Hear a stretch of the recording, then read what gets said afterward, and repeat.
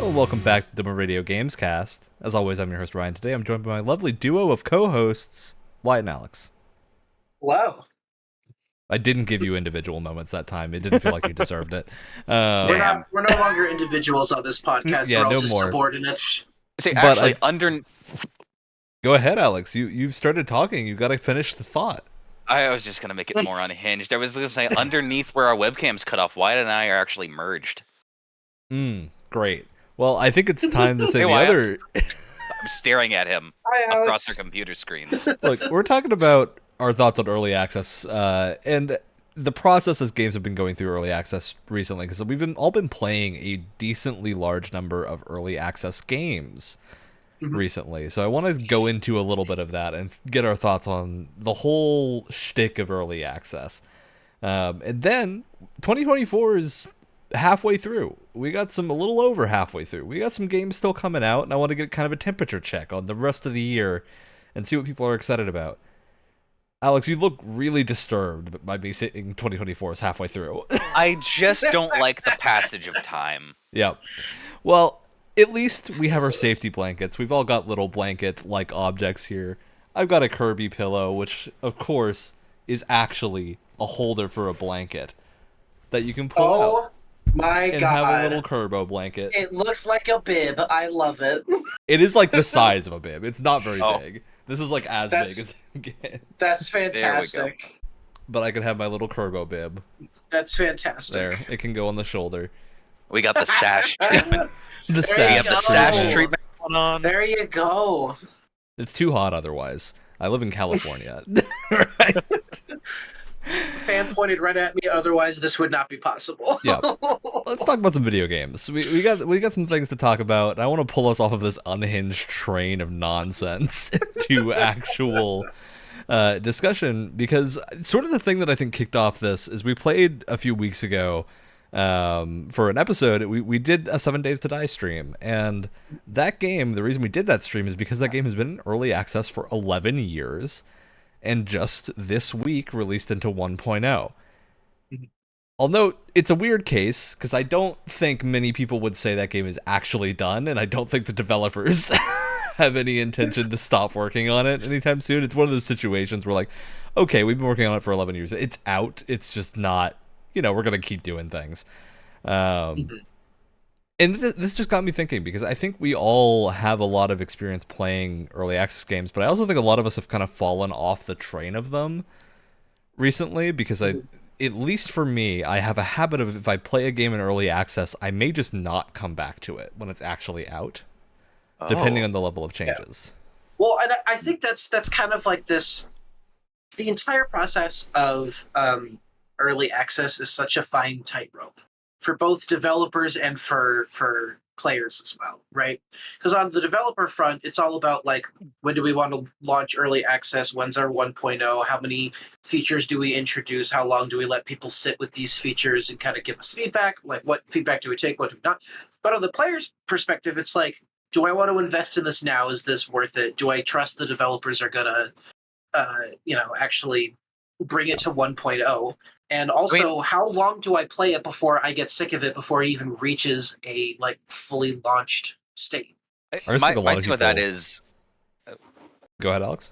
My thing with that is, I think, like, if you see a game that strikes your fancy that's in early access and you get it, and it's fun enough to where the mechanics are engaging and things, but you run out of, like, let's say you run out of content, or there's other stuff that comes up that you're more committed to, in this case, and if the mechanics are good enough, I at least don't know of an instance where a game in early access has been actively made worse throughout its updates that I've... It does happen.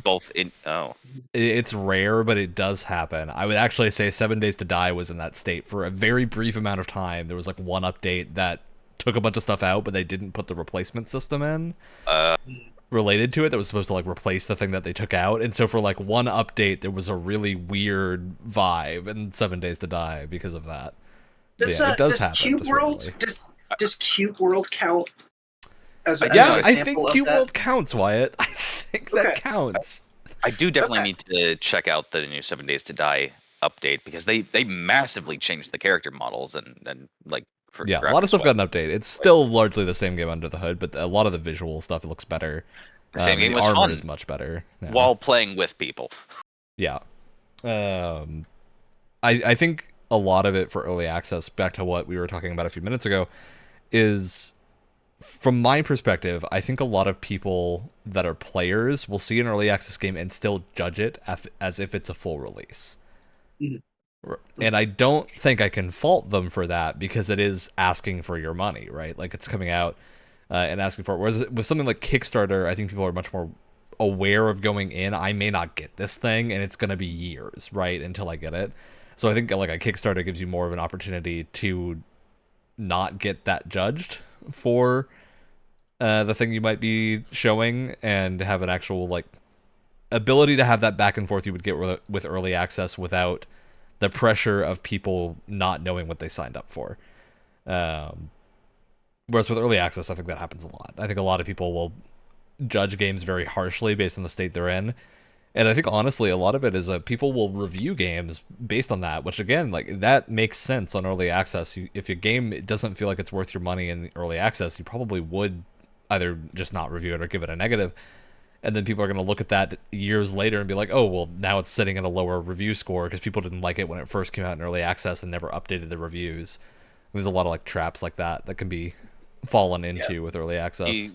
Do you think there should be a different review process or like different review guidelines for games that are in early access? Well, that's what I was going to say, is how do you even quantify that? Because like you're reviewing a game that isn't finished, that's promising more features and more content down the line. So it's like, how do you even, it's like, okay, here's what the game is now, but in terms of reviewing a game that isn't done yet, how do you factor, if you're doing a review that has a score at the end, how do you calculate like, oh, this game isn't done, here's what the developers want in their 1.0?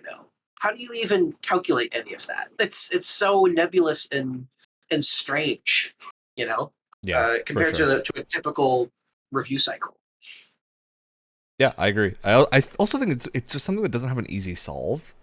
Like, there's not a one size fits all for that. And Steam does the best that they can with like reviews having an early access tag if they're reviewed during early access, and the recent reviews thing where you can see like recent versus all time for a lot of stuff to kind of know a little bit more related to like the current state of a game, how it's feeling.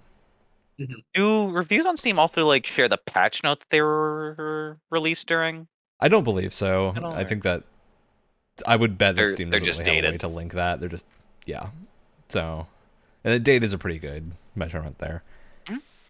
All right, so the 7 Days to Die point that I wanted to bring up, games in early access for 11 years. There's a few things that have been early access for that long or a little bit longer. I think Project Zomboid has also been in early access for roughly that long. Angels Fall First has been in early access for a good long while.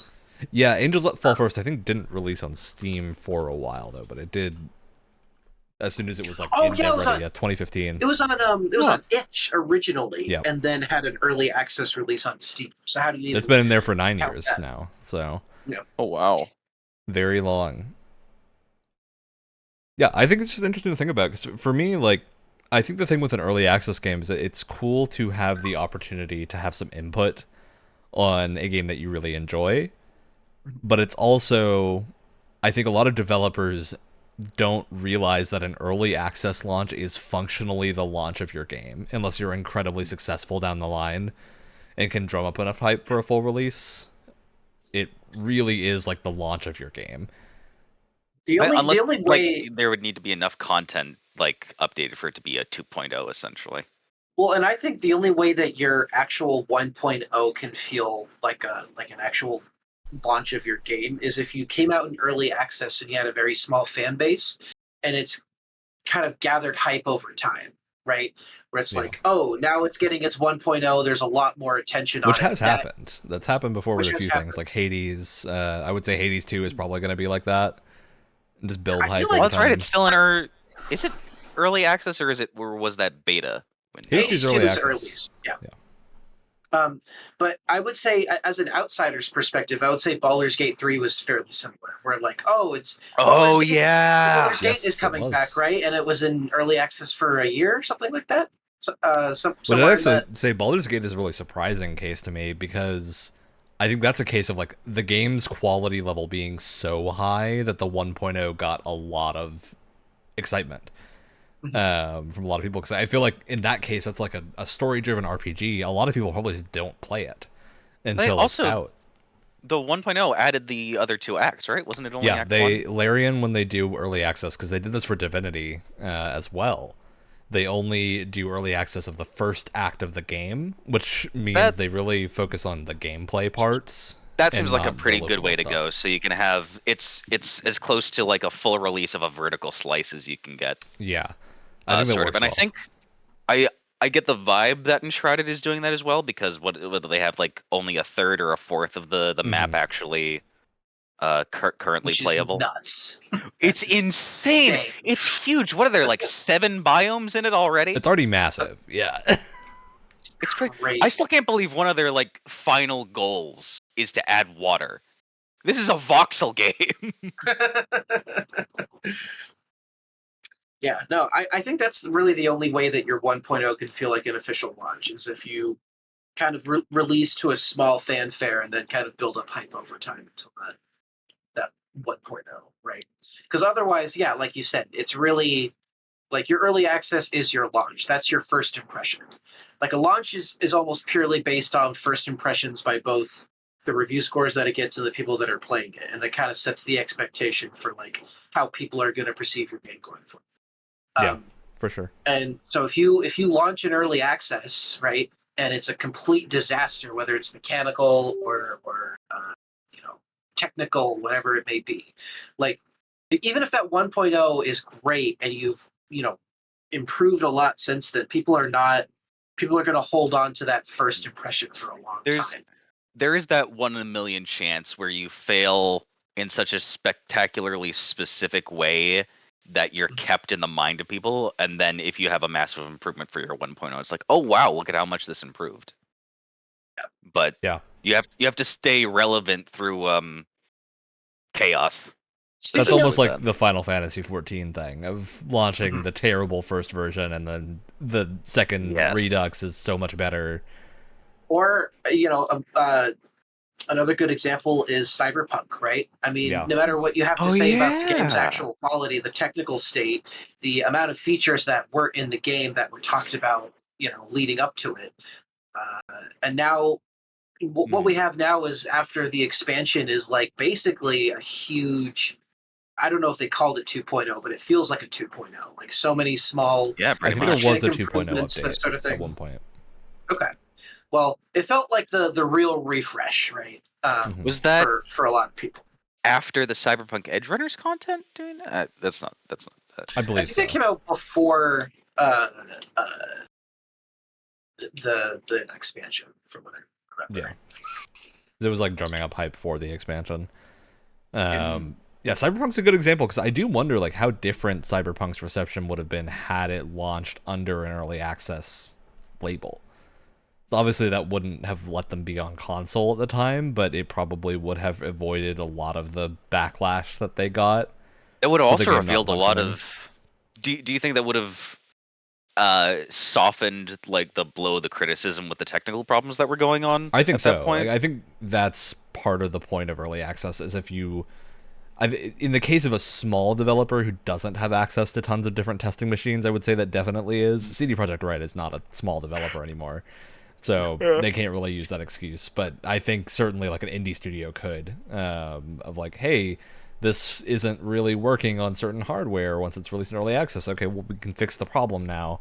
Like there's tons of stories of like devs being like a commenter or a reviewer or a streamer mentioned a bug and it got fixed in the next patch because they actively are like going through and fixing things super quickly. Mm. So It would yeah, have there it are would have been a benefits of that. very it would have been a very strange early access launch because if we're assuming the game came out as is on launch, but they Yeah, just labeled it as early access, right? It would have been really strange because it's like, well, yeah, it's clearly not finished because of the technical state of the game, but in terms of like story, quests, like content, it's all there. So it would have been the most bizarre early access launch of all time. It's just like, Is it? Because I don't know that they would have counted it as finished. I think the whole like overarching plot is there, but I think there's things that in a perfect world CDPR probably would have done. oh sure, In that, like for me a big thing is like it feels like when you hit the end of that game and you have to like choose one of the endings, you kind of just don't hear from most of the characters again and have no option to tag any of them in. I'm like, I want to talk to Takamura again before I do one of the other endings, even if he's going to do the same thing. But I know Pan Am shows up in one of the endings. That's the ending that I got. yeah, it's like you have to choose one of the character-specific endings, but then the other characters you had, except for I think Judy and Pan Am can show up in there. And then they all show up in the and they all show up in the end credit phone calls and call you an asshole. Yeah, depending on who you pissed off by not choosing their option. Yeah, I think it would have probably played out a little bit differently. But, I want to bring up a game that I know we've all played and all very much enjoyed, which is Valheim. Valheim. I haven't played Valheim. You haven't played Valheim, Alex? No, I haven't. Oh, Enshrouded was my Valheim. You gotta fix that. I actually started a new playthrough yesterday in preparation for this discussion because I wanted to see what they had updated since then and how like the starting experience had differed. Had you played since the new zone was released? I played when like a few months after the game originally launched in early access, and then I haven't been back at all for any of the updates or anything. To be honest, like the first few hours felt relatively similar, but it's been so long. That's also Valheim, like, I think is one of the cases of those games that felt really finished when it came out and just didn't have the rest of the content. Like, I feel like Valheim's the case for another type of game that launches in early access that we haven't talked about yet, which is it came out in early access and I played it and I feel like I got my money's worth and I'm happy with what I played. Which is, that for me is Valheim and Enshrouded are like the two, I think, poster childs for that for me so far. Because they're basically complete, just without the in-game content. It's mostly just the starting stuff. I still need to check out the mega dungeons in Enshrouded. Yeah. Crap. And very polished as well. Because the other thing that I noticed too, because what I wanted to do, or not what I wanted to do, what I have been doing a little bit of in preparation for this episode was I was looking around, like what are like early access success stories and what are some of the like most infamous fails, right? And kind of see where they differed and how games that treat early access properly, how often the updates are and everything like that.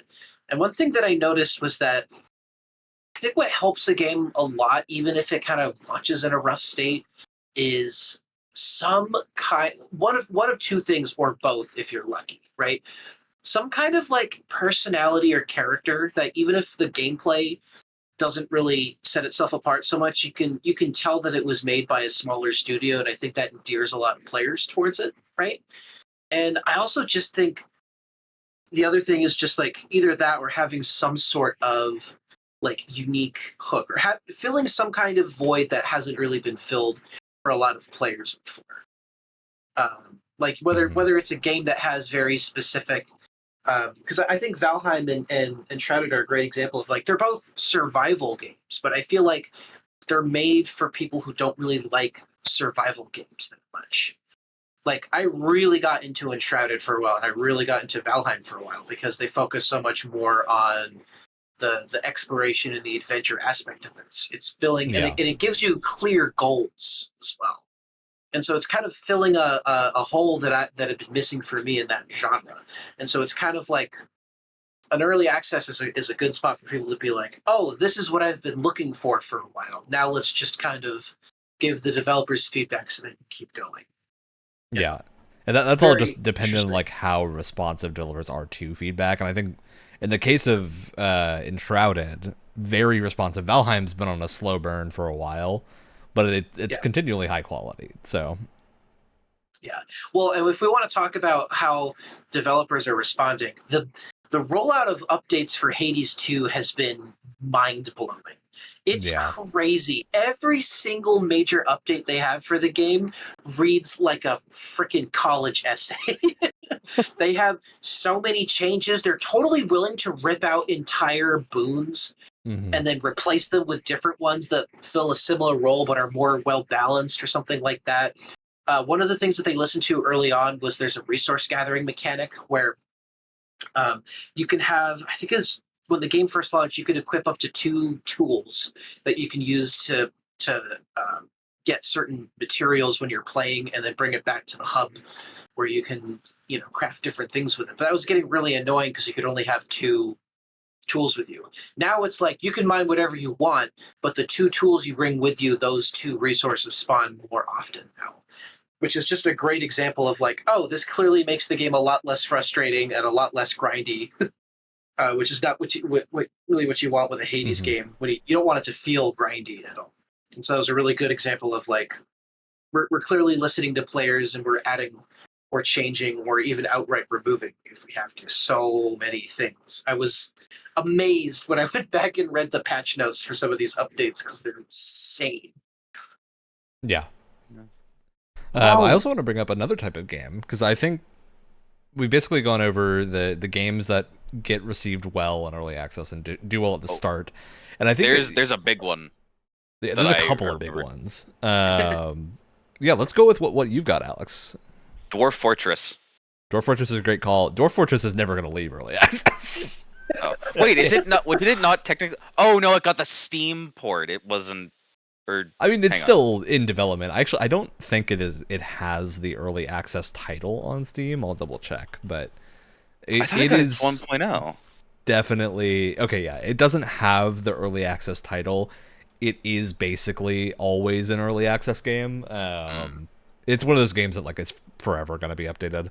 It's a passion project by the devs. So I mean, that's what 7 Days to Die is probably going to be, though, right? yeah, like in those games, I think the delineation matters even less, right? I think the way that my guess as to why Dwarf Fortress did not launch like that is because first of all, it has like 20 years of content behind it already. It doesn't need. Yeah. It's not a game that lacks for content. It definitely is a game though that lacked having like an approachable UI and anything of the Yeah. sort.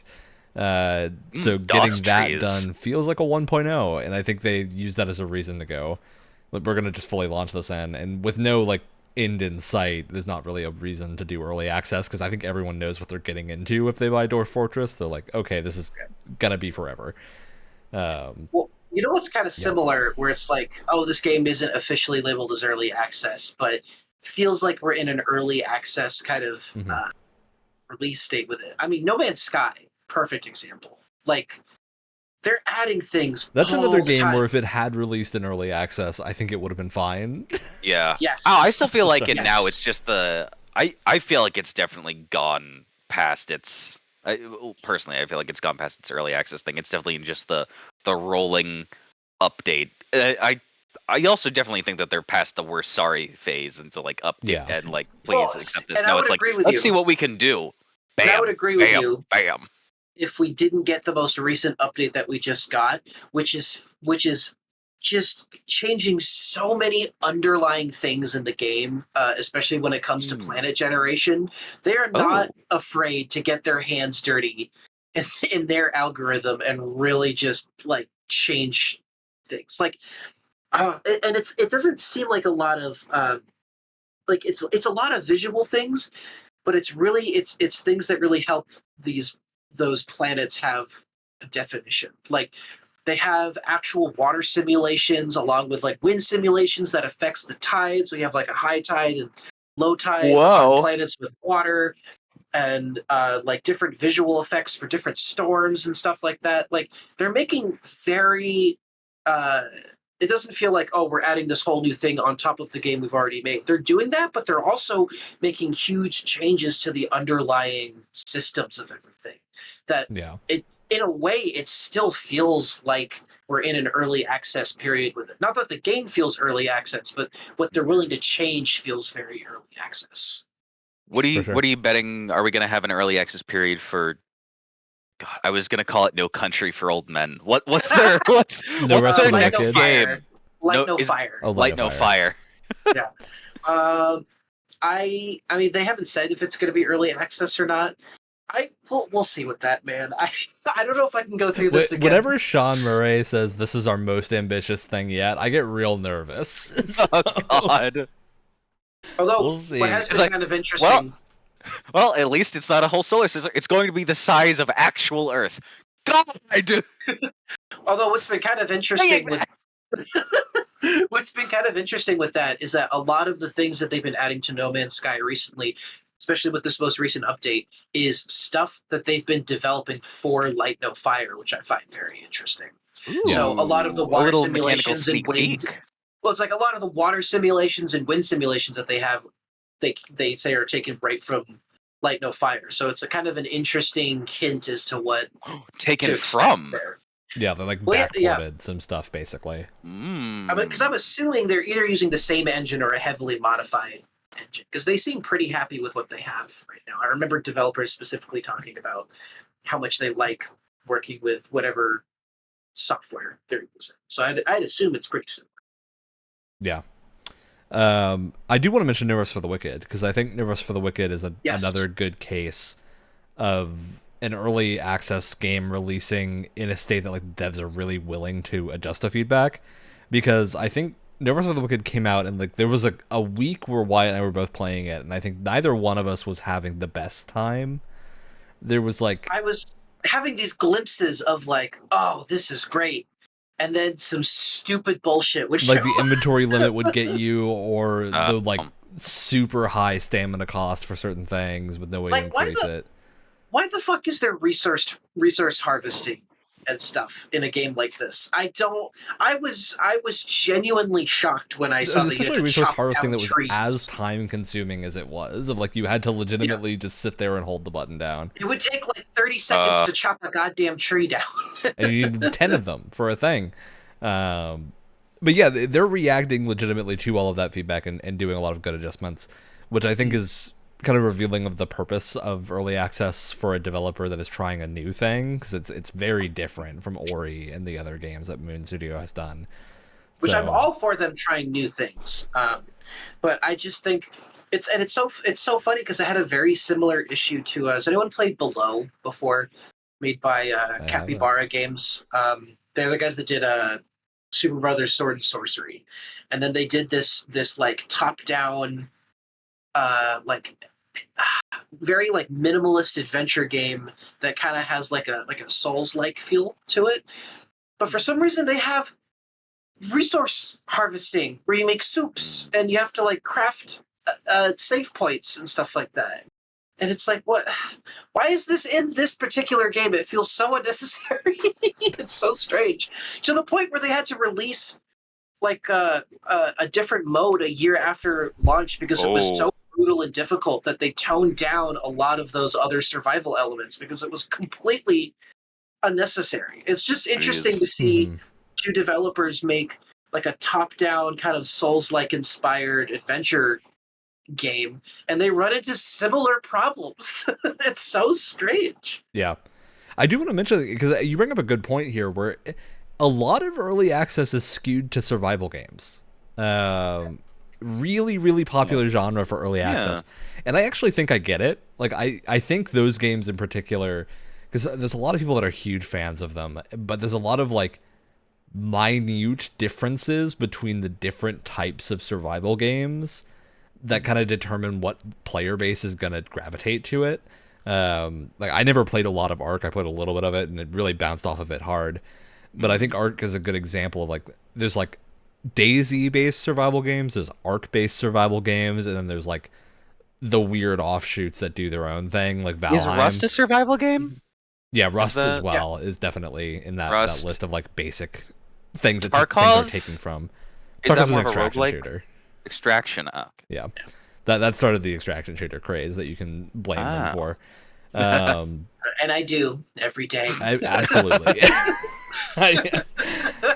Yeah, I think survival games legitimately get a lot of good use out of early access because I think there are as the genre of survival games kind of progresses, I think people's tolerance for certain mechanics goes down. At least in the more adventure style games like Valheim and Enshrouded, where like they've ditched a lot of the more tedious elements of survival to focus in on things like player expression and town building or like base building, fighting things and adventuring, which for someone like me is great. Like that's the part of the game that I love, is like building a cool base and then going out and adventuring. Oh yeah. Especially in I want to build the tallest tower that I can jump off of in wingsuit. Yeah. Especially Enshrouded is like an adventure game with survival mechanics for flavor. It's like I hesitate to even call Enshrouded a survival game. I think it's tagged as one, but it's definitely much more of like a proper adventure game that just happens to also have a bunch of cool survival mechanics to deal with. And yeah, it's just an interesting thing for me, because a few other things in here that have like survival mechanics. One that I really want to call out is Shadows of Doubt, which I don't know if you two are aware of what Shadows of Doubt is. Sounds familiar. You've probably heard of it before. It's the detective game that kind of randomly generates a case every time. Oh yes. Oh, there was a Seth video about this. Yeah, there was a recent Seth Scenes video on it. Really good game. Like, it's a really good early access proof, and it definitely fits in the case of like the games that you're talking about that are more experimental. Of Shadows of Doubt is in early access because they need to figure out if it works, right? Like, it's the type of game that is weird and tech demo-y, but surprisingly replayable. And yeah, it works really well. I think Shadows of Doubt is like a really cool proof of concept for a thing that early access is going to flesh out into a full game over time, whereas when it started, it's kind of just like, okay, do the case, solve the mystery, and move on. And for people that don't know, Shadows of Doubt has like a weird layer of like rent payment and survival to it, where you have to like be able to afford your food and whatnot, which means you have kind of time pressure to solve cases to make sure that you can pay for your next meal, and possibly like buy property and move around in the city. Very cool game and like super experimental, but it definitely uses early access really well. Interesting. All right. Any other early access games we want to call out, or we feel that we've missed? Well, I think what would be kind of an interesting topic to talk about is what early access was when it first became a thing on Steam, because it was a very different landscape to what we have now. It started as Steam Greenlight. It did, and I think early access has a much, much, much better reputation than it did when it was Greenlight. Yeah, which is also, when we talk about Steam Greenlight, that's where 7 Days to Die and Project Zomboid come in, because I believe both of them were Greenlight games. And at that point, H1Z1 started around the same time. I don't know if it started on the Greenlight program, but it was in early access around the same time. Yeah, and I think Greenlight, the big like differentiator I'd put there is that people didn't know what Greenlight was, and I think Valve did not know what Greenlight was. It's basically a lot of people used it as sort of a Steam early access. A lot of people used it as a way to try and get a game that wasn't on Steam because it was either weird or too small or whatnot, to get it just onto Steam in general, even if it was finished. And then there was the huge category of stuff that were games that were like in progress or very early proofs, that got greenlit through early access to go and like be on Steam once they were further along. Which I think is that is the part that turned into early access eventually. However, there was the muck. Yep, there was a lot of muck. So, and what I mean by muck is shitty people that would buy a bunch of Unity assets and toss it into a project. Yeah, asset flips, and then sell it on Steam for $20-25 or whatever, and then take the money and run away like absolute bandits. And that was Steam Greenlight for many years. You had the occasional success story, but that was its reputation for a very long time. I specifically remember, I don't know if this was a Greenlight thing, but one of the funniest stories that I remember is, maybe not funny, but it's got a twinge of comedy to it. I remember when Lawbreakers came out, flopped so hard that those developers came back and tried to make Radical Heights, which was a Yes. battle royale game, and it launched in such a poor early access state, like It was completely. like they had to have thrown unregistered. that together within 6 months, right? Like that has to have been Yeah, such a rush job. yeah, and that's kind of what early access was for the longest time. It was this like scary boogeyman that you just shouldn't develop in, and then. I think from the transition from Greenlight to early access, there were a lot of changes in terms of how how they were kind of vetting these projects and what they were wanted to kind of show off on the front page and that kind of thing. And I think now it's gotten to a point where a lot of the more promising projects are kind of shown off to the people a lot more so than they were before. But Mhm. it was interesting to look back because you would have entire channels like Jim Sterling who would just have entire series of videos just looking at like junk, looking at the muck on Greenlight, and it's amazing what people were able to get away with. Yeah, it Truly, was common too. It wasn't just like it was a lot of people that were doing that. And I'd say a lot of people still do that off of early access. And look at just weird random things that are probably not functional video games. So I remember. I could be getting the story wrong, but I remember specifically it was a Jim Sterling video where a game came out in early access, and the whole thing was like, "Oh, it's really hard, and if you beat the game, there's like some sort of it was like a cash prize or something at the end Oh if wow. you figured out how to finish the game." So a lot of people bought it and tried to play it, but people looked into the code and figured out that there's Yeah. actually no way to beat the game. So there was no way for anyone to Hmm. get that cash prize. They were just trying to Well, get people to buy this thing. I feel like that kind of stuff is so just people like immediately going through the code of games is so rampant. You can't.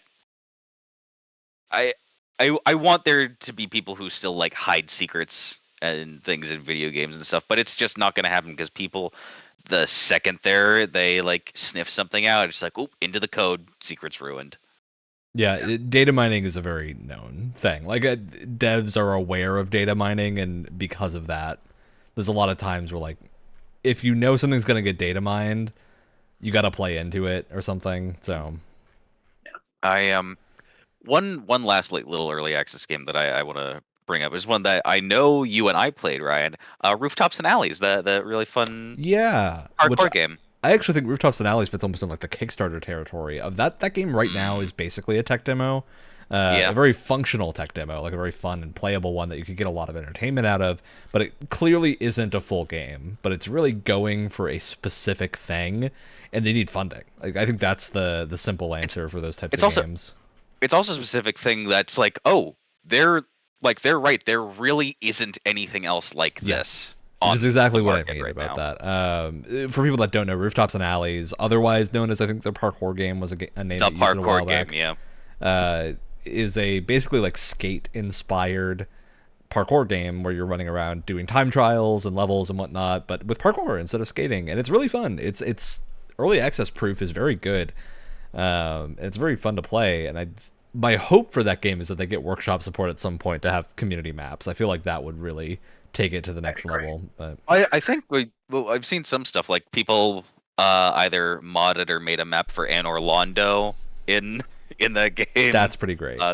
There's been like some cool stuff that I've seen. But yeah, I really hope that they continue to flesh out more of the movement options and tune some things. Like I remember we were talking about I was having trouble with bouncing off of wall running back and forth. Yeah, There's it's this. just a game being made by a relatively small team that has to. In fact, I'd say relatively small. I think Rooftops and Alleys might be a one-person team. I'm not Oh entirely wow. certain, but small teams that don't have the resources to just go and release a full game, like they need it's single-person dev team. Oh wow. That's They just still need pretty like impressive. time. They need time and money to make the game, right? Yeah. So that's not like a negative thing to say. Like game developers do need time and money to make things, or they fall into, as everyone, or at least everyone here knows about, the old Fez story of the Fez developer just getting super Oh jaded and bitter yeah. because he was basically burning his life away to make that game due to a lack of funding and a lack of support, and just like there's tons of stories like that across the industry. So I think early access existing for that purpose is great, especially if a game can find an audience like Rooftops and Alleys has. I think it enables you to do some really cool things. But yeah, I think there's no like great big revelation at the end of the early access discussion here because it's an evolving platform, and we're just kind of, I think, commenting on the state of it right now. But I do think for a lot of games, early access is maybe not the right route. Like I think for a lot of developers, especially larger ones that are making long-term projects, early access maybe isn't the way to go because I think it does have a habit of killing excitement. I think it highly depends on how replayable you want your game to be, which is why survival games often thrive in early access. It's also I put like things Baldur's like Gate's the roguelikes. exception, not the rule. I mean, it's very replayable in its own way. I mean, I can't even tell you how many characters and how many hours my girlfriend has put into Baldur's Gate alone. A lot of them not even reaching the end of Act 1 just because there's so many things to do, right? But like I said, it's why survival games thrive. It's why extraction shooters thrive. It's why roguelikes. Roguelikes, yeah, exactly. You know, if you're making a single player action adventure game, it's probably not worth it. Maybe a demo. I still think there's a place for demos. That could honestly be a future episode, is like how demos are kind of coming back. I do think next time there's a Steam Next Fest rolling around, I would love to do an episode on how successful that is as a thing. Because at least for me, I found a lot of indie games through that. Like Terra Nil is one of my favorite games of this year, and I found that through Steam Next Fest and just downloading a demo and was like, hey, this looks really cool. And stuff like that just is great, especially like Celico, the GZ Doom shooter that had a Steam Next Fest demo, which like I had very little interest in that game, and then I played the demo and immediately bought it as soon as it came out into early access because it was so good. And I think there's a lot of things like that for games that are proofs, but we could do a whole episode on demos and their importance and sort of revival at this point. All right. That's early access thoughts. Let's jump into games that are still coming out in 2024. Because we've got a lot of things. And so what I want to start by is doing a little temperature check on a thing that we run every year, the Double M Radio Fantasy League. And we're not going to be going through... Are we really going to do this to him? We're not going to go and shame anybody, though Wyatt is projected to be last place. Actually, no, projected to be second to last because Alex, other Alex, who isn't here right now, it basically bombed himself. God, he chose. I still can't tell if it was a joke or not. He chose Vampire the Masquerade Bloodlines. He really. I'm convinced. I don't think Vampire the Masquerade is going to come out this year. It's can't. not going to happen. We would have heard about it by now. I feel like maybe it'll be a surprise drop somewhere later. But if it's shadow dropped, my jaw will shadow drop to the floor. I'd be stunned. But yeah, we've got a few games still coming out. Notably, I think the biggest thing that we all have had some interest in that one of us has picked is Black Myth Wukong. Yes, absolutely. Because I feel like we've talked about this every like couple of months on the show, and it kind of has petered down as we're leading up to the actual launch. But that game's out next month. Yeah, it's very soon. Very soon. I've played Lies of P. I have New Game Plus Lies of P. I've played Sekiro. Sekiro's been the first game I've platinumed. I need more parrying. I need it. Well, I was about to say, I don't really think it's a like a Souls-like, is it? At least from what I understand. I don't. Yeah, it's a little challenging bit more like action Neo, game, I believe.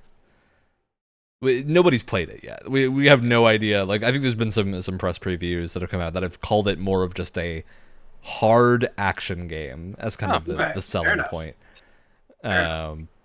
Because it really depends on like what you count as Souls-like stuff and whether or not it'll have things like you lose your currency when you die and stuff like that. Yeah, we've got a few other things coming out as well, but I wanted to get the Black Myth Wukong temperature check because it's out soon. So are people like? Is anyone here actually planning on picking it up? Is that a thing? Oh yeah, 100%. I'm gonna pick it up. Yeah, my active hype for it, like only gets picked up when someone mentions it again. It's in the back of my mind enough that it's like a sleeper phrase. Yeah, for me, I'd say it's similar. It's similar to Stellar Blade. Of like Stellar Blade was a wild game that came out, It was just very unexpected, and then I played it and was like, this is great. So I'm looking forward to Black Myth Wukong to see if it's the same thing. Of just like a relative unknown studio putting out a new thing that I'm just like, hey, that rocks. I'm excited to see that. For me and for Brett, who isn't here right now, Gundam Breaker 4 is coming out also in August. And that's going to be a big telling note because the last one was reviewed horribly. They did New Gundam Breaker, and it was one of the worst. I was gonna say Gundam games. It's not a good game. It's a quite bad video game, and so it's probably just one of the worst games in general. Oh no! So I'm very hopeful. It looks like they're going back to the Gundam Breaker 3 way of doing things in 4. So I'm very hopeful that that comes out and is really solid. Visions of Mana, also August. August is actually a little bit of a stacked month. Yes, absolutely. And I know we're rounding out August with something that I know Wyatt and I are steadily getting more and more interested in, which is Star Wars Outlaws.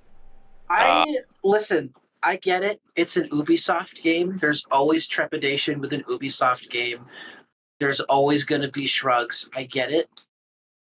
I want this game in my hands. I'm actually. So do I. Call it my inner Star Wars fan. Call it this crazy sci-fi obsession that I've had over the past few months, or my love of sci-fi in general. I just want this game in my hands. I'm really excited for it. I like a lot of what they've been talking about in recent interviews. I like the words they're putting out there. This is either going to satiate or ruin your space craze era. Well, see, here's the thing. I actually think for the most part, with a few notable exceptions, I think Ubisoft's general level of quality has been kind of, I think I've talked about this on this show before, like it's been kind of raising over the last few years, with some notable exceptions. But I mean, I think their track record's getting better. I also think this is one of the better Ubisoft studios as well. I don't know. I have hope. I think you say it's and I probably steadily shouldn't. raising, and Skull and Bones came out this year. Listen, that was this year? Exceptions. Yes. I did say it. I preemptively said a few notable exceptions. Yeah, you did. I know what I'm talking about. I know what I'm talking about. Along the same lines, this doesn't have a release date, so I'm just going to throw this out here. Other than 2024, it does not have a release date. Yeah. Along the same lines as sci-fi games, I want me some Jump Ship, man. So do I. Yes. I want Jump Ship. If people haven't seen Jump Ship is a co-op or single player. You're in a spaceship, you jump to different things as Jump Ship, and then you get out and you do cool combat things. Well, it looks like a horde mode, but with like ship combat also. Yeah. You guys can handle the driving. I want to be a foot soldier. I want it so bad. I need it. It basically looks like a higher fidelity version of Pulsar, which is great and probably less like hardcore than Pulsar is. But yeah, fantastic game. We're gonna have to do a stream of that when it comes out. Oh, for sure. Oh, absolutely. Recently, there were a few games that came out recently that I wanted to get sort of impressions of. I don't know if anyone's had a chance to play Flintlock yet, but Flintlock has very recently come out. And I know Wyatt and I were at least interested in that game. I did play the I was as well. Next Fest demo. So did I. And I got I think I played 2 hours of the Next Fest demo, something like that. It's pretty good. The hitboxes are real wonky sometimes, and the dialogue isn't great. But yeah, what kind of hit me with it playing through the demo was I actually think that the story was interesting to me. I like the setting that they made, but I do think the animations, a lot of what Ashen did with its art style was kind of hide some janky animations, and I think Flintlock's art style didn't let them hide them. I think when something looks off in Flintlock, it looks off. Is it not anatomically possible, or is it a little stop and go? It's just it feels like playing an older game. Like it's the kind of thing you would see in a lot of PS3 games, where it just kind of there's a little bit of weird stutter when you're putting actions in. I do wonder how fans of Ashen are reacting to this, because if you hadn't told me that this was developed by the same people, I wouldn't have even imagined that it was the same I- people. Because it really as- doesn't feel like, because I've played a bit of Ashen, it doesn't really feel like Ashen that much Yeah. to me. I mean, Ashen was like as close to a Souls-like as you can get without being one, and Yeah. Flintlock is pretty far off of that. There's some similarities, but it's definitely not a true Souls-like. It isn't trying to be, which I'm appreciative it's of kind us of getting that- more like AA action RPGs. It's kind of in that middle ground where, you know, like Jedi Survivor is, where it's Yeah. like, it's got a lot of Souls inspiration, but I don't know if I'd call it a full Souls like. Yeah, I'm excited to get to that. We also had Dungeons of Hinterberg and Kunitsugami release on the same day, I believe, last week. Double whammy. Very excited about both of those. I got to play some Kunitsugami, and that Absolutely. game is absolutely excellent. I'm fully planning on making everyone play that next time we do Game Pass, but Dungeons of Hinterberg has also gotten like incredibly good reception. I'm very excited to try it. Yeah, it's on our Game Games Club Pass, episode, yeah. so I'm very excited to try that. Yep. And of course, for me, Earth Defense Force 6 came out just a few days ago, actually. And is great. Oh, yeah. It's a great game. Totally wonderful. The Steam reviews are all weird because they have an Epic account requirement if you play online, which they didn't tell anyone before the game came out. Basically, they put themselves in a Helldiver situation, except Epic accounts are easier to get around than PSN accounts because there's a lot more territories that an Epic account can be made in, so it's not as much of an issue. But Is there a button for singing? there is a button for singing. It doesn't work for the first few missions for some reason. At least the button works, but your allies won't sing with you for some reason. But it does work later on. I think it's because of the way the dialogue is handled in the first few missions. But I was very confused for a second. I was like, why aren't they singing? And then I got later in and I tried it again, and they did sing. So your squad singing is back again, and the song is just as like terribly cheesy and bad as usual. Is it a It's great. different song? Oh yeah, every game has a slightly different song. Huh. Otherwise, great. I've only- I think they've made a lot of really good changes in Earth Defense Force 6, and it's basically if you want like a Dynasty Warriors but with alien bugs, if you want the Starship Troopers fantasy, or you want to play Helldivers but the game doesn't want to kill you all the time, and you play solo, play some EDF. It's really good. All right. We got some other stuff coming up. Yes. Why did you have something? I have one in mind. Neva, which I think is supposed Yes. Neva. Don't know how to pronounce it. It's supposed to come out later this year from the developers who made Grease. I don't think we have an actual date for that yet, do we? It says on Fantasy Critic, it says 2024 estimated. Yeah. Which I hope it comes out this year because I put some good money down for this game. But it looks like a 2D kind of action platformer with seems like a strong like visual narrative kind of backbone to it. Looks just gorgeous, absolutely stunning, in my opinion. And I love the design of the little wolf guy. I love the design of the main character. Everything about this, the music, everything about it looks great. And I want to get my hands on it. Although I want to check out. It kind of reminds me of the Ori games, which I actually haven't played before. So I always want to try those out first and see how I compare. Yeah, the Ori games are excellent. I would definitely recommend checking them out. Play the first one first. They are great to play in order. Okay, we have a few other interesting things coming out in August that I want to quickly mention. I don't think any of us are the audience for these, but I just want to mention them because they're interesting. Emio, the Smiling Man, which is the Switch Nintendo-produced horror game that is in the Famicom Detective Club series, which is a very old, like, ancient Japanese-only Switch, or not Switch, but Nintendo-produced pseudo-horror franchise. This is a new entry into that, which is fascinating, because this has kind of been a dead series, but they've recently re-released in English a bunch of the old games, with sort of a remaster going on, where they're much easier to go through now, and much easier on the eyes, I should say. So yeah, I'm super interested in this just because it's Nintendo producing a horror game. So I'm really fascinated in what this is going to actually look like. Is it just going to be the graphic novel style? Is it going to be more of like an Somnium Files or Danganronpa like investigation? I'm super curious because I love the like Danganronpa and style of game where it's mostly investigation. Feels very Phoenix Wright. So very curious on that game coming out. And we have Concord, which I want to mention because there's been a lot of impressions coming out of this week of people playing the beta. I didn't play any myself. Very busy this week, but I played a little bit. Yeah, what's your take? It is a game where you shoot people. That's that's about all I got. I didn't play too much of it. It felt very kind of sluggish and felt very kind of clunky. That may have just been because I'm not used to the feel of it yet. Sometimes you gotta adjust to those kind of things. I didn't experience anything that was like downright terrible.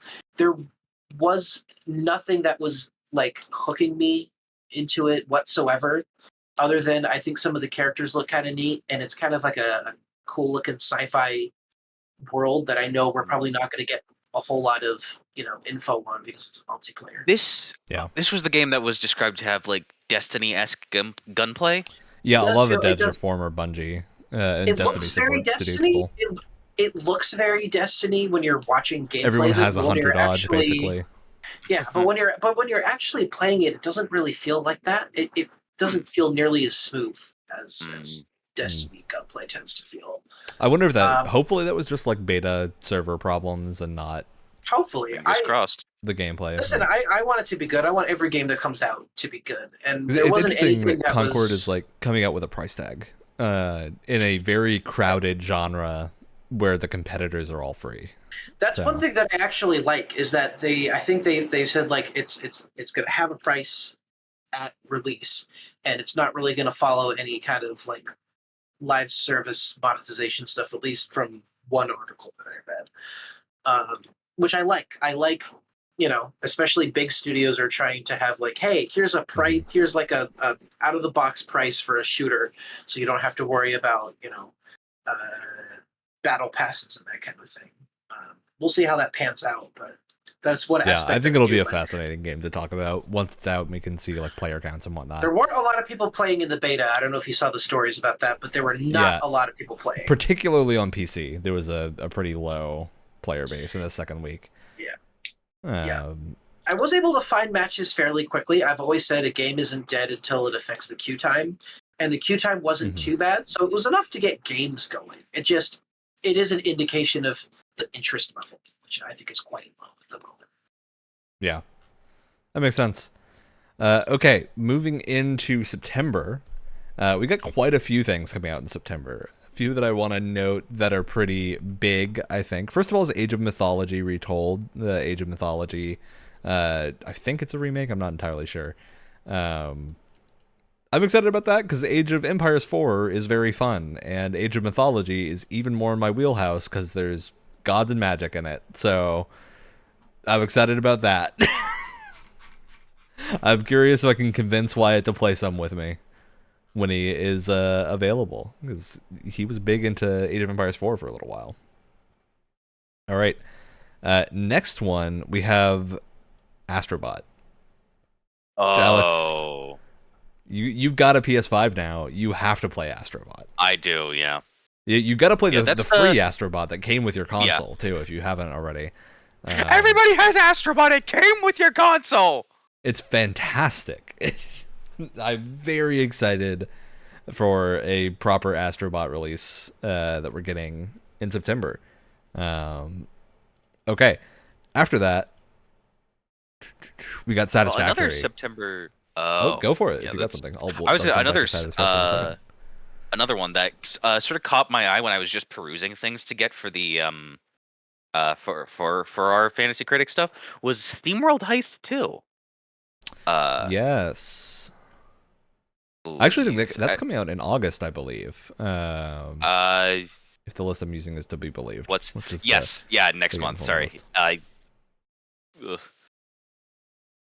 Yeah, SteamWorld Heist 1 was really good, so I'm interested to see if SteamWorld Heist 2 is good.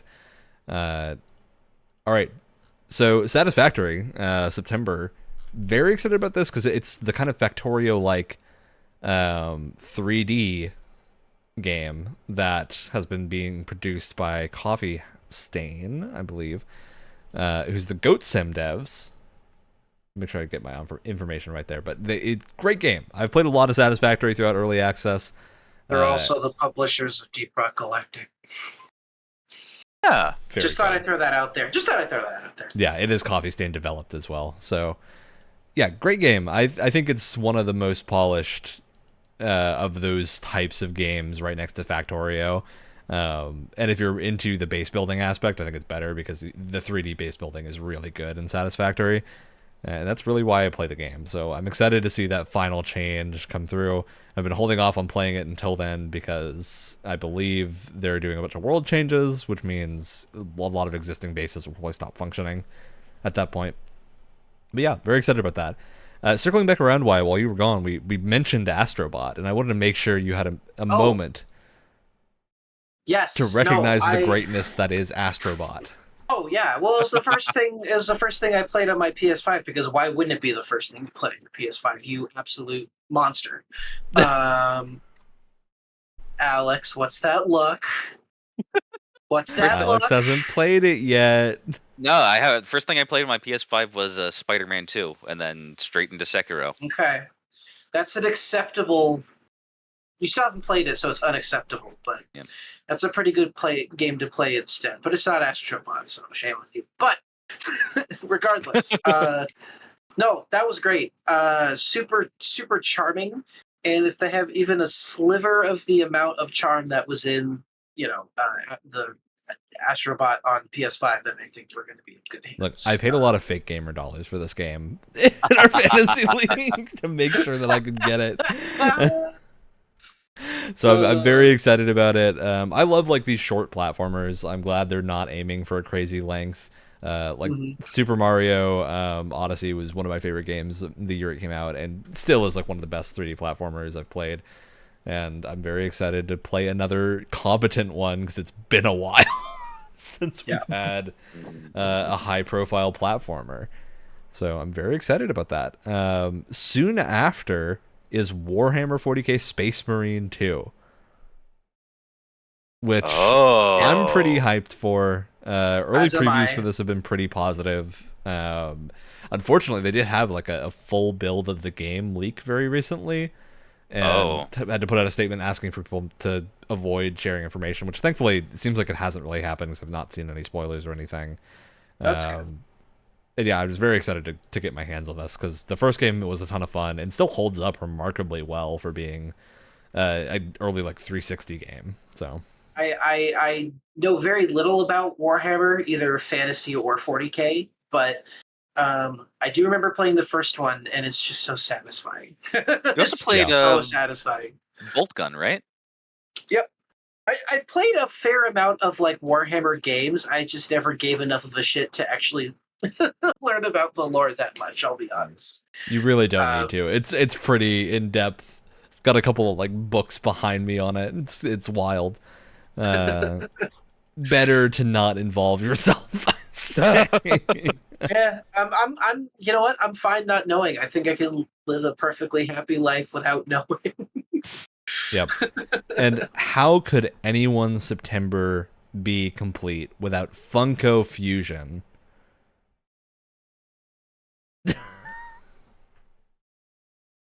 Moving on.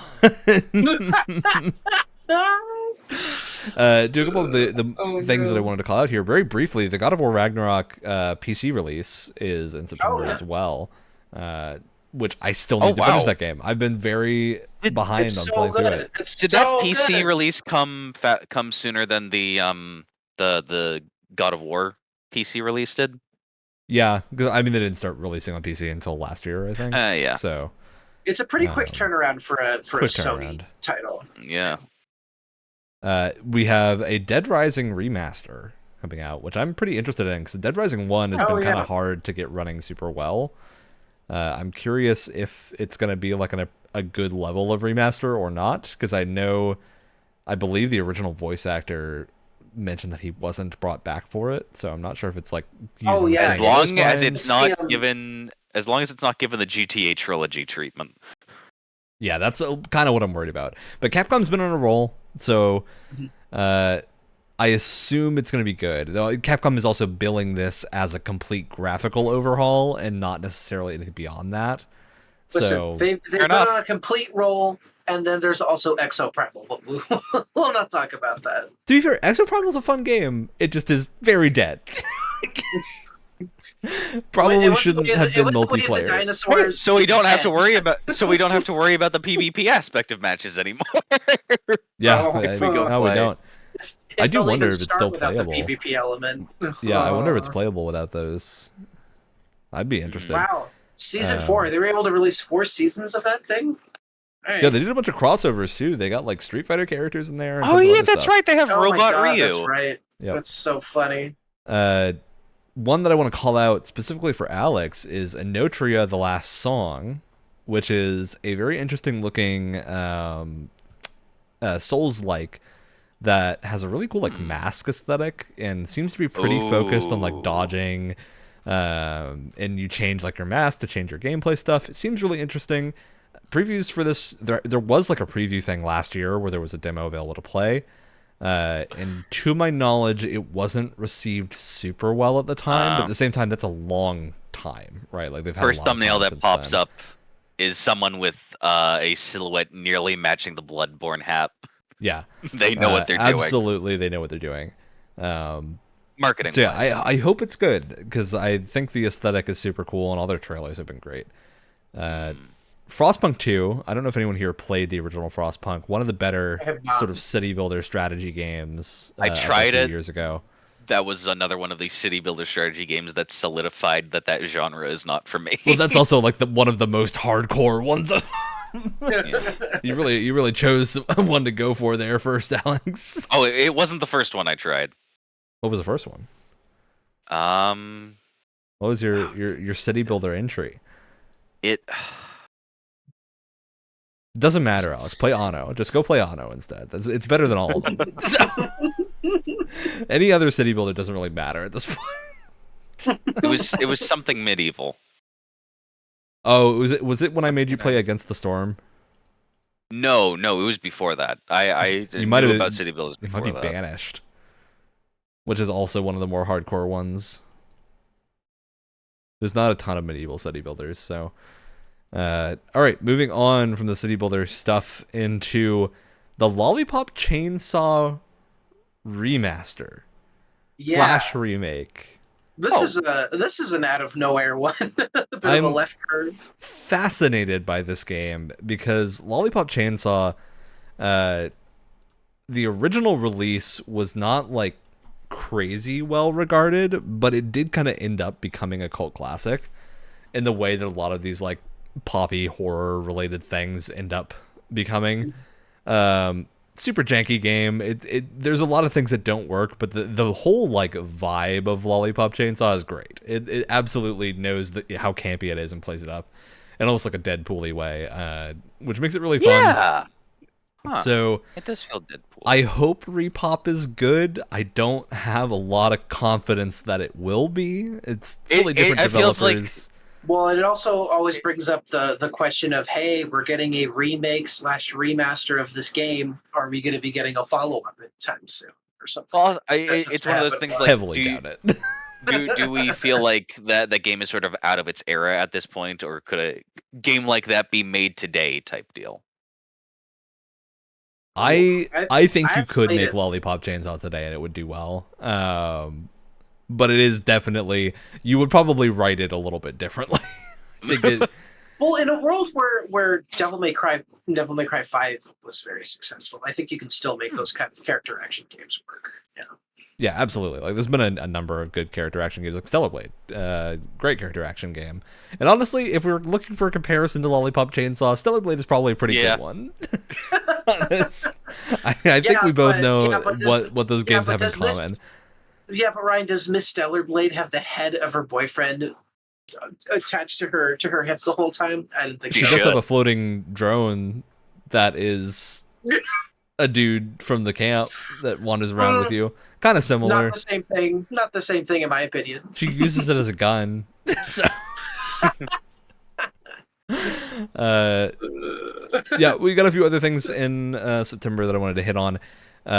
the big one is Legend of Zelda: Echoes of Wisdom, which is rounding out the end of the month. Which this is you finally get to play as Zelda in the game named after her. They turned Zelda into a girl. They gender swapped Zelda, the bastards. I'm really excited for this. I think this looks like a good time because it had. I would expect. I think as most people did, if they made a Zelda playable Zelda game, it would have been here. You play Zelda. Here's a sword. Go do the same thing you would do in the other games, but as Zelda instead. And instead, they actually have put like a pretty severe gameplay twist on this. Are you basically using a magic wand to copy things and like stamp them into existence? And you can like copy enemies and summon them as your method of fighting, and you don't ever actually like fight yourself. You're instead using objects. It's very interesting. The example they used was they built like a scaffold of tables to climb over a cliff, and I was like, "This is great. This is exactly what I want from this team." I'm so sorry. I do have to point out this isn't the first Legend of Zelda game you can play as Zelda in. We don't talk about those. We don't talk about those. Hopefully good one. We don't talk about those. You don't want to bring up the CDI? No. CD who? What's wrong? What is wrong with what could possibly go wrong with using your TV clicker as your gaming remote, Wyatt? Listen, I'm gonna pivot from that because I don't want to talk about those games anymore. Okay, let's move on. So there's also. I do want to mention one thing with it, is I think there is a case to be made where it's another Zelda game that has more of like a, more of like a sandbox approach to its open world, and I can see some. It's an open world, especially open world as much as these 2D open worlds, like Link to the Past style world, most likely. But it's very sandboxy. It's very like see what you can get away with our weird, systems. That's fun. There is a case to be made where I think maybe, especially older Zelda fans, might want more traditional Zelda games, and they're not getting those. And I think probably the best balance that Nintendo could have done there was like have your big, Breath of the Wild, Tears of the Kingdom style weird physics Zelda stuff, and then keep your 2D Zeldas pretty traditional, which it seems like they're not super interested. A lot of the older 2D Zeldas are much more puzzly. I generally think combat's actually a pretty small part of these games. I don't mean the combat, but just like the kind of more open-ended sandbox kind of. I guess we'll see, because I'm not entirely sure what to expect from the structure of this game yet. Same. Because I haven't really gone into it. But yeah, I am interested. I have a feeling their solution is going to be a more solidified action-oriented Zelda is the next mainline one.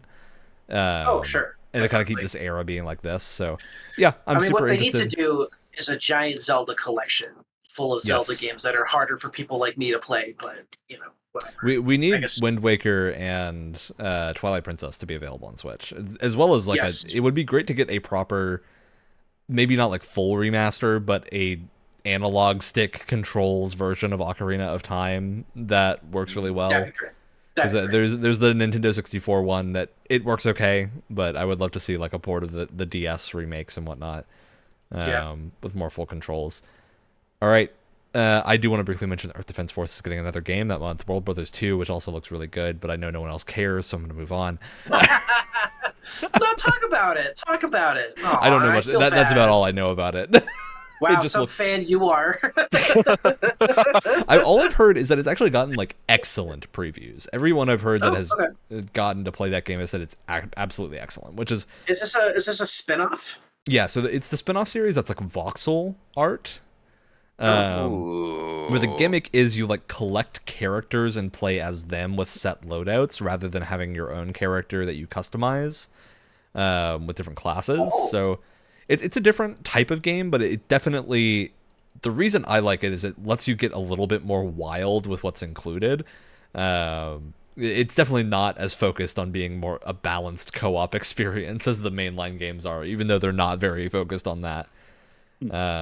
All right, let's move into October, because October's big. We got a lot of stuff in October.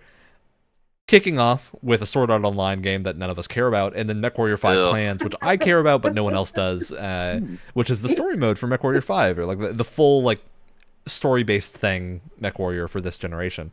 Very excited to get my hands on that when it comes out. And then Diablo IV Vessel of Hatred, which I can't talk about because I'm working on it.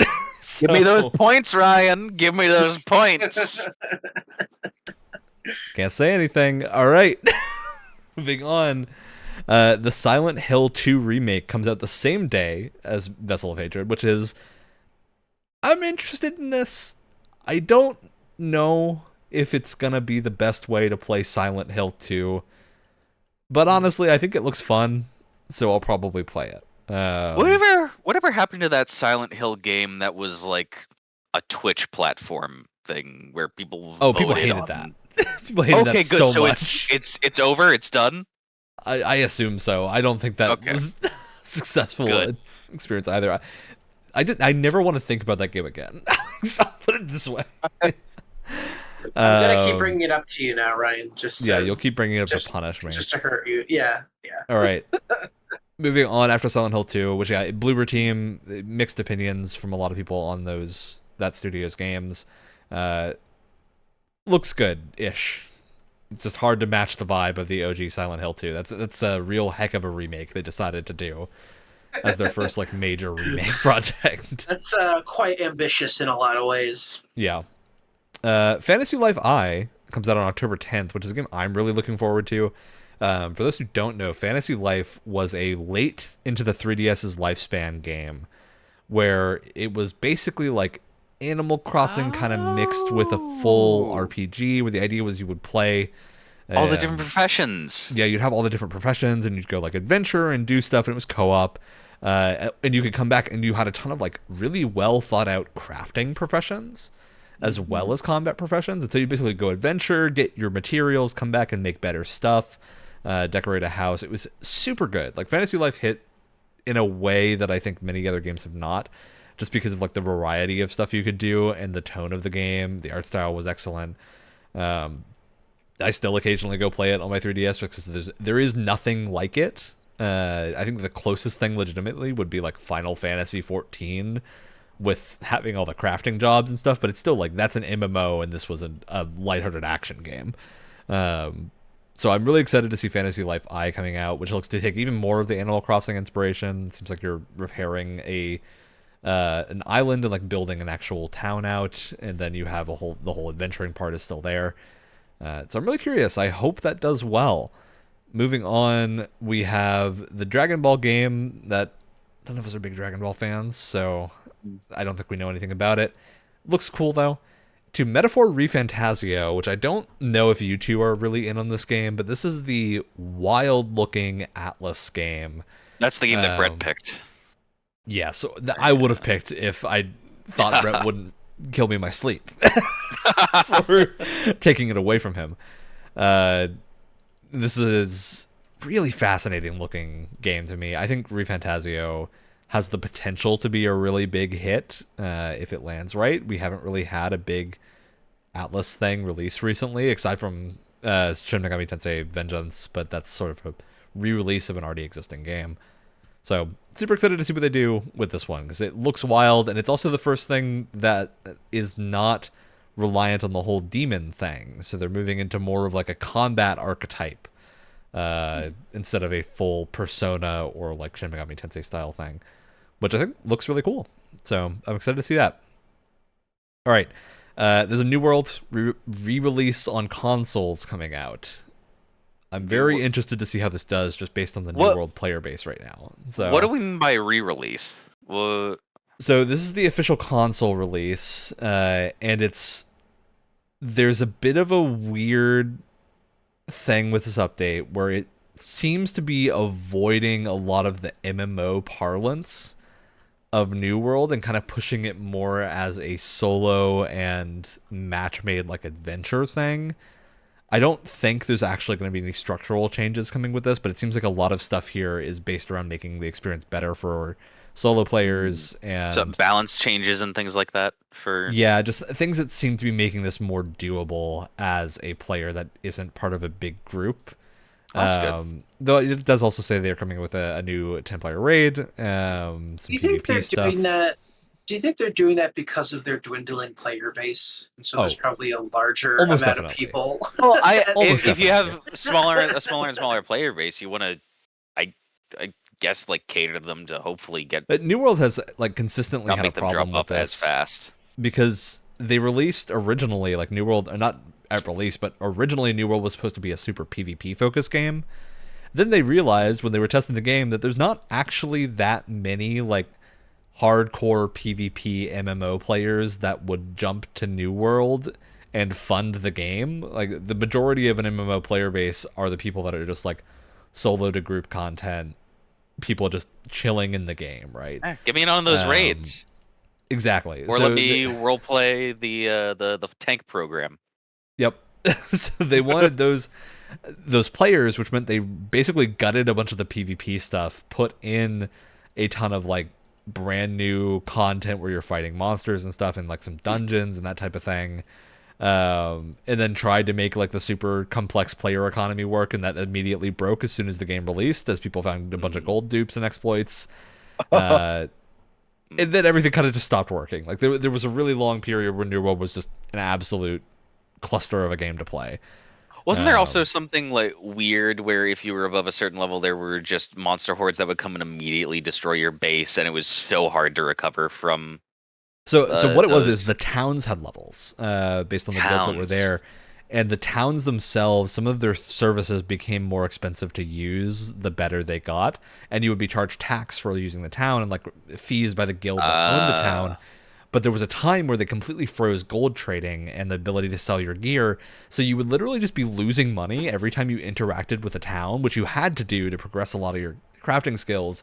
And everyone was just broke. And then guilds went bankrupt because guilds were getting taxed with no way to make gold because they couldn't sell items. So it was like literally the entire economy collapsed in a fantastic fashion. It is fascinating to read about. I can't tell you how many things in a list go in terms of what I want to worry about in a video game. Getting taxed in a fucking video game is if I hear tax like, or insurance in a game, I really just want to jump off a cliff.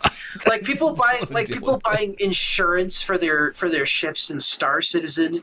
Oh my god, take a step back and think about what you're doing for 2 seconds. Actually, in Star Citizen, you're buying insurance for a virtual ship in a video game that won't even be out in the next 5 years. I do want to give credit a little bit to Star Citizen. You don't need insurance for ships now. They're not turning that on until the game launches, which is never. But if your ship gets destroyed, you still need to file an insurance claim. Like, oh my god. Replace it. And I'm like, I don't want to file an insurance claim in a video game. That sounds like the worst time I could possibly have. Who would want to do that?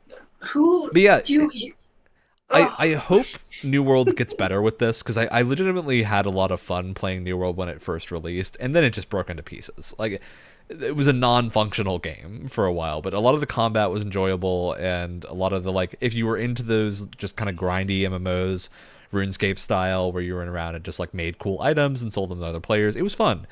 And also the PvP was legitimately quite good. I joined a big guild on the server and did a bunch of PvP stuff in that game, which I typically would never do, and it was fun. But it was also just completely unbalanced because people learned that they could put the game in windowed mode and drag the window to become completely immune to anything, and so people would run around dragging the window so they couldn't take damage.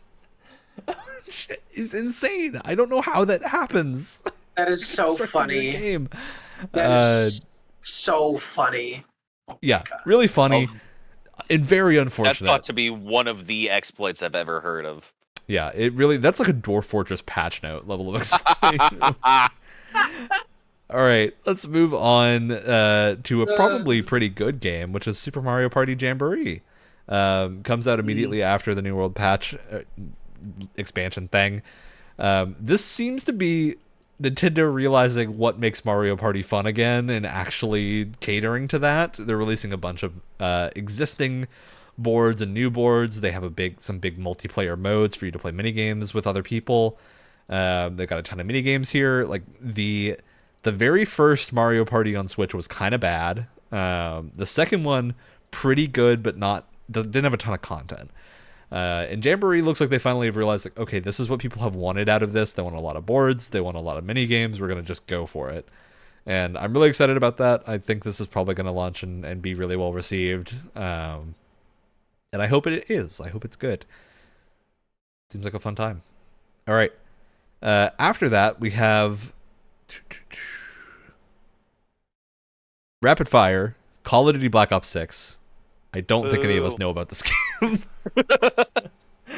I'll probably play it, as I inevitably will with any of the Black Ops games, but the only thing I know about it is that it has Adler from Cold War, who's kind of a cool dude. Yeah. That's it. That's all I know. Well, that makes sense. There's the Sonic and Shadow Generations game coming out, which I'm still unclear. I don't know enough about Sonic to know if this is actually a new game or if it's a remake of Generations. It seems like it might be a mix of both. So I don't know. It seems cool. The gameplay they've shown looks like it's really fun. Okay. Moving on after that, we have a game that I'm really excited about, which is Ys 10 Nordics. So Ys is a super long-running Japanese JRPG series. There's been more than 10 of them, despite it only being labeled 10. And they are basically all centered around a character named Adol, who's your protagonist, and they kind of just jump around anthology style in Adol's life, and you play different things, adventures that he's gone on, under like the theme being he's telling these stories sometime in the future, right? Huh. And they're all just like, they're relatively low budget, but they typically are pretty creative. They do a lot of fun things. Like the one Ys 8, which was a few years ago, is like an island survival game a little bit, but it's also an action brawler with team swapping, and then you build a little town during it, and it's very fun. The one after that was like all prison themed, and you're in a prison city, and you have like crazy monster themed abilities. That one I haven't played. Looks fun too. I want to play it after I finish Ys 8 at some point. And Nordic's whole gimmick is it's finally a JRPG where you can sail a boat and have boat battles. Oh my god. And I just want more boat Makes sense with battles the and name. everything. Yeah, it's basically all pirate themed. So I'm very excited to see. They're doing their job to hit every genre. Yeah, they always have like a really good kind of hook into what's going on here. A bunch of the theme of Ys 10 is you're running around or sailing around in a ship and exploring a big open ocean and doing naval combat and a bunch of stuff like that. In addition to all the regular like action combat that you would normally do. So, and I believe it has boarding. I need to clarify on that and see if it actually is like a thing you can do I hope regularly or so. if it's just a story moment. But I have seen boarding on a ship, so I think it looks good. I'm there for any game that has that. All right, after that, Life is Strange Double Exposure on October 29th. That's right. This is the actual sequel. actual sequel to the original Life is Strange. Of course, I believe the dev studio for Life is Strange has changed a couple of times at this point. This is a Deck 9 produced one, which I believe also produced True Colors, which I really liked. So I'm hoping this one is good. It's hard to do a follow-up to the original Life is Strange, I think, because they're going to have to probably like pick a path of what happened and kind of move through that. So I'm hoping this is handled well, because I think it is challenging to do that with just based off of like without spoiling any of the original Life is Strange. There's a lot of things that happen in the game that are very different depending on what you did. So I wonder how they're going to react to that. They could do like a. I mean, it's still within the lifetime of one person, and it doesn't look like it's too many years in the future. So they can't really pull an Elder Scrolls where they skip. Oh, yeah, this like is it the seems like next they're era. skipping ahead maybe 10 years or so, and Max is in her mid-20s or early 30s or something. Which yeah, I'm super in for. Yeah, I'm just curious how that goes. November, we don't have a ton of stuff here. This is probably where some of the stuff that's just slotted for 2024 is going to go into. But we have Mario and Luigi Brothership, which is another Mario and Luigi game, which these are typically really good. I'm personally very excited for this one because Mario and Luigi is one of my favorite Mario franchises. It's the one that I grew up playing the most outside of just regular Mario. So I'm really excited to play this and hope it's really good. We have Slitterhead, which is still a really unfortunate name for a game. Yeah. I feel like I just shouldn't say it. I feel like I'm just not. I think he's gonna say it really fast. I feel like I'm gonna get No. like 1 or 2 points on that game. I'll be absolutely happy if that gets like around a 70. I think that's what it's gonna. I'm excited for Slitterhead just because it looks like it's gonna be wild. Like this is a game that looks insane. Yeah. The idea that you're like playing multiple characters and you can like you're like a parasite or something that invades other people and you fight as them.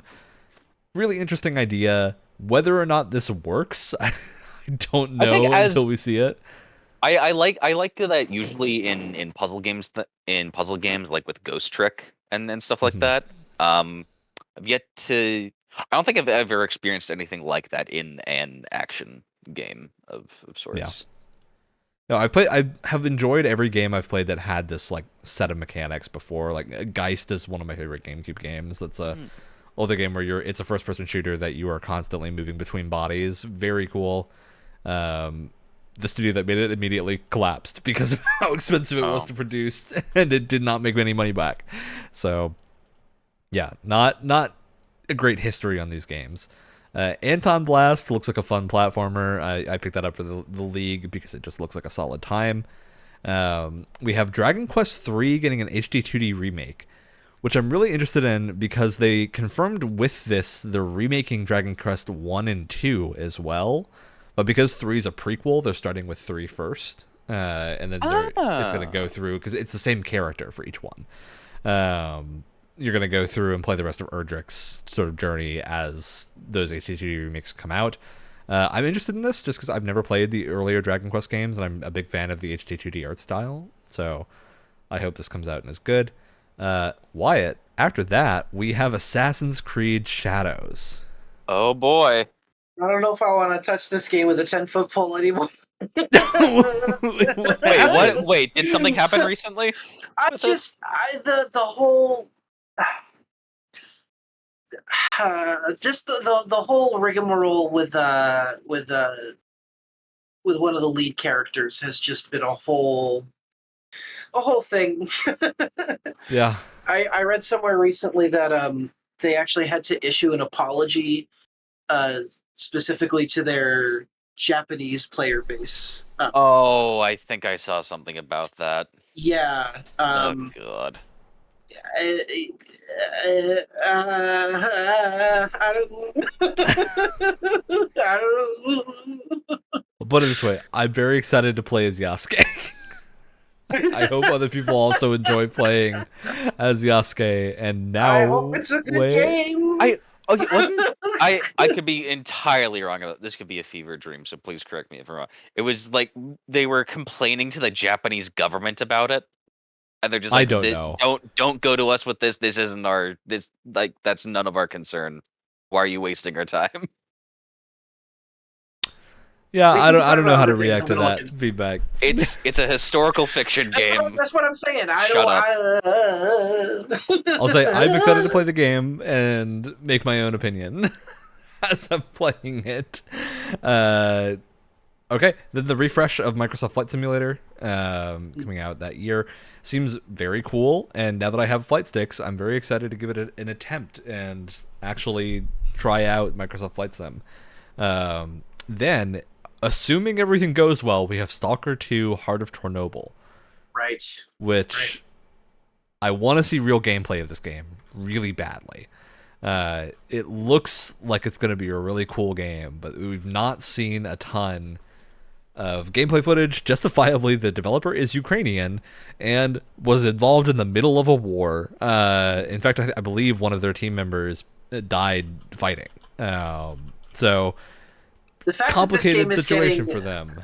The fact that this game is getting released at all, even more so that it's getting released this year, is a fucking miracle. The most possible justification you could ever have for a video game delay. I think absolutely. It's very clear. There's some easy justifications here. For some reason I missed on this list Avowed, which is coming out, I believe, in October. Yep. Oh yeah. Yeah, the Indiana Jones game is coming out at some point. This year, or is that next year? Do we actually even have a release date for Avowed yet? I don't know that we do. I could have sworn we have. Do we? I just looked it up on Steam and I don't think it has one. Yeah, it doesn't. I looked it up and it says November 12th, 2024. Okay, maybe it does. Maybe Steam's just behind. Avowed. Yeah. Maybe I just missed it in the Oh, November thing. for the Fantasy Critic, it says fall 2024. Oh yeah, it says November But- 12th here too. Okay, sweet. Huh. I'm Interesting. I'm really excited for that. Oh, apparently Well, what it we're- is someone posted November 12th on a social media site, and then everyone is now confused whether or not it comes out December 12th or not. All right. Hopefully, While we're- I want to play that game. While we're throwing games out there, this one is set to come out this year, but doesn't have a specific month or anything. Yes. Bounty Star. Has anyone heard of Bounty Star? I've not heard of Bounty Star. No. Okay, so it's published by Annapurna Interactive. You play as a bounty hunter who's trying to like set up her life in this old garage, and you have a giant mech, and you go out and do different bounties and gain resources, and then come back to like build out your home. Basically, it looks super cool. It's like kind of sci-fi with like a western kind of look to it. I think it's like a It solo looks developer. pretty rad. It's a solo developer too. I think it looks really cool. They've been I think it was revealed like 2 years ago, and I've been kind of dying for more information. How do I ever not know since. about this game? It has a mech in it. I even posted this in our group chat not too long ago. That's crazy. I don't know how I missed this. I must have mixed it up with Lightyear Frontier, which is the other mech-based farming game. Oh yeah, yeah. This looks really neat, and I'm really into it. Yeah, this looks really cool. Go check it out if you don't know what we're talking about, because it looks really cool. Yeah. There's a few other games that I think are also unlisted. Decapolice was announced last year, and I believe is coming out sometime this year. Mm-hmm. So wow, Decapolice's description on the Nintendo Store still says it's launching in 2023. So Oh, they just boy. haven't updated it yet. Uh-oh. That's unfortunate. Might need to start searching for replacement. Ender Magnolia is in early access right now, but I'm very excited about Ender Magnolia's full release, assuming it happens this year. I think it's listed as intentionally releasing this at some point this year. That's another one I misread. That would have been so good too. And Fantasian is getting a console and PC release, which people don't know. Fantasian is Mistwalker, which is some of the OG Final Fantasy creators studio that were restricted to making iOS arcade games. Oh. And have been So- super well reviewed, so I'm hoping this comes out and is well received. But Interesting. yeah, Interesting. it's been locked on Apple Arcade for a while, so I'm Which excited to actually play it. Which might not be the worst sign in the world, because Apple Arcade is kind of like from what I understand, it's like a more curated section of the App Store, where it's like a monthly subscription. And so I think there's a lot more vetting for Apple Arcade games. Yeah. Kingdom Come Deliverance 2 is probably, I don't think we have an actual date yet, but it's end of the year this year. Very excited about that. It looks pretty insane, so I'm excited to get my hands onto that. Lego Horizon Adventures is coming out soon, which is the insane Horizon Zero Dawn themed Lego game. Forgot about that. Which I think you're obligated to play, Wyatt. I feel like you have to play it. I You're am? the only one of us who can. Oh, okay. I'm not entirely sure why, but okay. I think you're the only one that's like finished the Horizon games. So I have finished both. That's true. so you're the most qualified to go through and play. And I did play every single episode in Lego Star Wars, the most recent Lego Star Wars. You are. I guess Yeah, there's you're a fan that. of both Lego and Horizon. I like Horizon. I don't love it, but I like it. Yeah. And I also want to mention, so Vampire the Masquerade Bloodlines 2 has been a game kind of floating around for a while that I believe is supposed to be being developed by Saber Interactive now, if I remember correctly, but I don't think we ever actually got an official confirmation of the developer. What a mess. What a mess. Oh no, it's okay. Chinese Room is developing it, not Saber Interactive. Chinese Room took it, which is the Amnesia devs. After Hardsuit Labs was removed from the project, and that was at the start of this year. So we'll see if it's actually gonna be released this year, because supposedly there's a showcase happening in September, but actually that might be September of last year. That's unfortunate if it is, because we don't have any more info. So yeah, that game's in some state of development right now. Hopefully it comes out at some point. Not this year, because I'll lose points if it's good. So all right. I think we've covered all the upcoming stuff that we're excited about. If I missed anything, feel free to mention it. Dune Awakening. I want to mention Dune Awakening a little bit. Yeah, I checked. So far it's to be announced for the release date. I don't think we have a release date for Dune Awakening, but I am mentioning it just because I'm so curious how this game's going to be received, because it seems like they're going for a shared world MMO vibe to it, which, at least for me, the addition of PvP to my survival game tends to make me stop playing the game immediately. Yeah. And being that we talked a lot about survival games at the start of this, I wanted to get the temperature check on that from the others in this room. I feel this is why I counterpicked it. I feel like it's going to be Ark, but all sand. Admittedly, I don't know much about Dune. I've seen both movies, right? I haven't read the books or anything, so I'm not the biggest Dune person.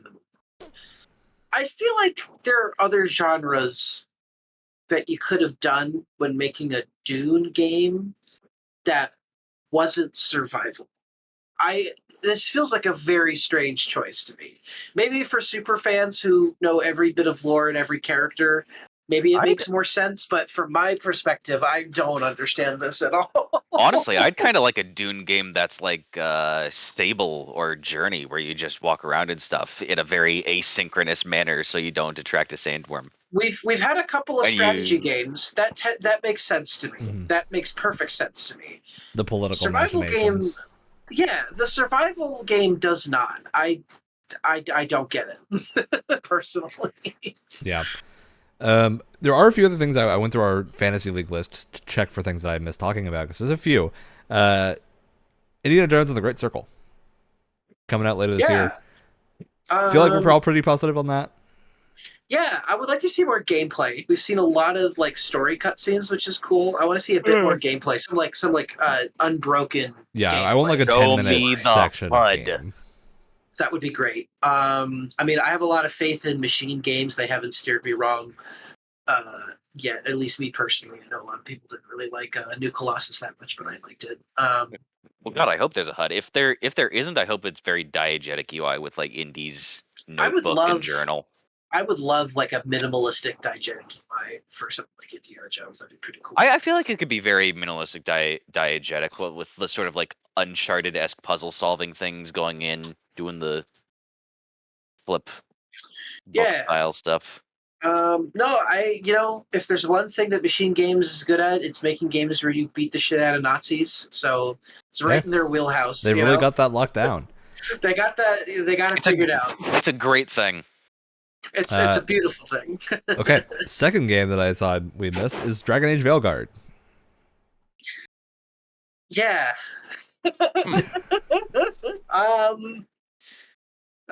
So here's the thing. I like Dragon Age. I'm still kind of taking small chunks out of Inquisition here and there because I've never actually finished it before. I really want this to do. It's actually difficult to express how little faith I have in BioWare to actually deliver a good video game right now. Mm-hmm. But I hope they do well. I think I read somewhere that this isn't like open world; it's like more mission based, which is interesting. Yeah. I feel like you could do a lot of different things with mission based, so I want to know more what they mean by that. Is there like a hub that you can? Is there like a camp type thing that you can talk to people? I'm assuming there is, but it's hard to say. That trailer was so terrible, or at least it was not a great sign. but the gameplay seemed fine to me. I don't know. Yeah. This is such a difficult one to pin down. I feel like it's been such a roller coaster in terms of like the long development time, the mixed kind of messaging that we've gotten from that trailer and from the gameplay. Just BioWare's overall recent track record. It's really, I don't know. I hope it does well, but I genuinely have no idea how this is going to turn out. For me, it's really going to come down to like how much can I actually build my character out compared to the prior games, because it seems like a lot of baseline class skills have been moved into their like unlockable moveset instead of in skills that are separate, which has me worried that it's going to make a lot of the, like if I'm playing a mage, it feels like it might feel very samey. So I don't know. I want to see some more interesting stuff here, because like Inquisition had some similar issues, it seemed, with just the way that combat flowed didn't allow you to get super expressive with what you were doing. I mean, there are. It was cool, and I kind of want them to keep going with what they have. Honestly, if they just, I think I've said this before, if they just ripped the Final Fantasy VII remake combat style wholesale, which they're not, but if that is something that they wanted to do, that's a leap, Wyatt. That's a leap. I would love that. I feel like that would be great, but I don't think that's what we're getting. No, definitely not. I like what they have in Inquisition. I want them to go further with it this time. I'll put it this way: when my Final Fantasy VII Rebirth character building seems like it might be more complicated than my Dragon Age character building, I'm a little concerned. I think a lot of skill checks were removed, I think, especially from the first game into Inquisition. And they got rid of a lot of it too as well. I would like to see, I need more skill checks in my RPGs, because skill checks are super interesting and kind of utilize your base stats a lot, which makes them feel a lot less useful. I don't want them to be. I don't want them to just be dialogue options. I want them to lock off things from me if I do poorly at something. I think if they want to have a more action-oriented RPG, but try and throw in as many skill checks as humanly possible in combat or in between combat, I think that would go a long way for Dragon Age fans. Yeah. Well, I'm interested to see how it is when it releases. All right, let's jump into shoutouts, because we've done the gamut of our things to talk about. Let's shout something out. Yeah. So, like I said, I've been getting into sci-fi games and sci-fi stuff recently. I have kind of a two-part shout-out. One part is to these fucking things. I got myself a pair of flight sticks so I can play some 6 Degrees of Freedom kind of spaceship games. I suck with these, and I swear like a sailor every time I use it, because I can't hit anything. It feels like I'm picking up a controller for the first time all over again. But hopefully that changes. The flight sticks themselves are pretty good. They have a fun little light-up base, which is kind of fun. Nice little buttons. Just the feeling of using flight sticks is cool, even if I'm terrible. My part 2 is a shout-out to a book that I have not started yet because it hasn't gotten here, because I had to order it, but it sounds very cool. Has anyone heard of Ilium by Dan Simmons? No. No. Okay. Well, it is essentially a combination of classic literature. So it has a lot of parts of like Homer's Iliad, and it has some of, I'm trying to remember specifically which, like Shakespeare, but there's a lot of like various parts of Shakespeare plays put in there, but it's all in this giant sci-fi setting, and it sounds super freaking cool. So they're like recreating the Trojan War on like Mars and stuff like that, and there's like the Greek gods are like actual people, but it takes place on this like galactic scale that looks really interesting. I don't know. It looks wild. The cover art for it looks really cool, and I'm excited to start reading it. What was it called again? It's cool. Ilium. Very interesting. I can go next. I saw Deadpool and Wolverine today. It was very fun. Heartily recommend if you want to just go in for a good time watching a Deadpool movie, because I think if you've seen the others, you know what to expect. So, not much different. They didn't entirely fuck it up. Good on you, Disney. Like, there's a lot of Disney meta jokes in it, and some of them I'm really surprised Disney let fly in a released movie. So, There you go. which I feel like is a good thing. I think that's where Deadpool wants to be. So, all right, Alex. I started a 2,000 piece puzzle the other day. Jesus Christ. It takes up so much table space. I have no way to move this when it's done. I think it just goes back in the box, Alex. I I think that's what happens. Have you ever seen? recently have taken the shotgun approach to getting pieces because there's too many to put out and organize on the table. So I take a fistful of pieces, plop them down in the middle of this border that is finally almost done. Keep flipping over ones that are like, okay, is this something I recognize? No, into the pile. No, into the pile. No, into the pile. Ooh, that's a piece of a bus. Seems like you put No, yourself into in the this pile. situation. Oh my lord. Oh my lord. All right, well, that's shoutouts. Next week there will not be a podcast because I'll be in Indianapolis covering some cool stuff at Gen Con and going over with a couple of friends. We're gonna explore the tabletop games world, so we'll be over there during that. And it'll be an episode the week after. That's it. That's the show. Fantastic. As always, Tuesdays pops up on the podcast platform of your choice, YouTube and Twitch. We'll be here next time, but not next week, the week after. At which point, we're probably going to start commencing the punishments for last year's Fantasy League. Oh boy, there we go. No. I do have both games Why downloaded. why are you sad? You won! No.